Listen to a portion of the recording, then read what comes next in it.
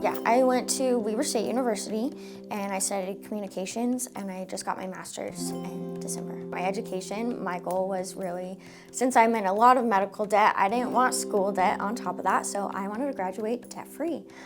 So I wrote so many essays and applied for so many scholarships, and there was this one semester that I just wasn't getting anything. And I was like, I was already working several jobs. I was, just coming up short, and I was like, oh, my goal.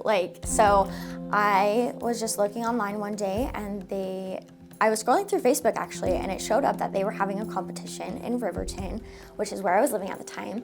And I just read through it, and it was like scholarship money. And I was like, sold. Scholarship money, great. That was like the thing that brought me to it. And I was like, oh, instead of writing an essay, I could get on stage. I've done theater, I could do that. That seems cool. So I went to all the workshops, and I met all the wonderful girls, and I loved it. I didn't place. I didn't know what the heck I was doing, honestly, if I'm being completely honest. I didn't realize pageantry was its own whole little thing, and there's a walk and there's a thing for everything.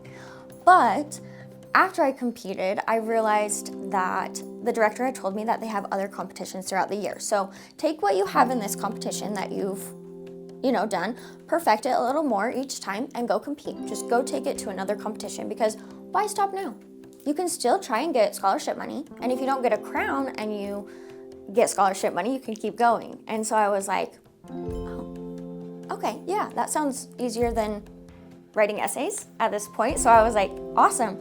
So I competed in all the competitions, and in my last competition for that year, I actually placed second runner-up, and so I ended up getting my scholarship money and finished my bachelor's degree debt-free. And so I was so excited. I didn't get a crown. I didn't even get to, go to Miss Utah or do any of those things, but it pushed me harder, because I was like, oh, I actually can win. Okay, what else can I win now? So I ended up going to different pageant systems since I was aging out of the Miss America, and I actually met my husband through competing at pageants. And so I, got married, and then I ended up getting into the petite system, and I've honestly really loved it. It's another way to network. It's another way to just get my awareness out and just talk about things with whoever's willing to listen. So it's been a really strong point in my advocacy as well.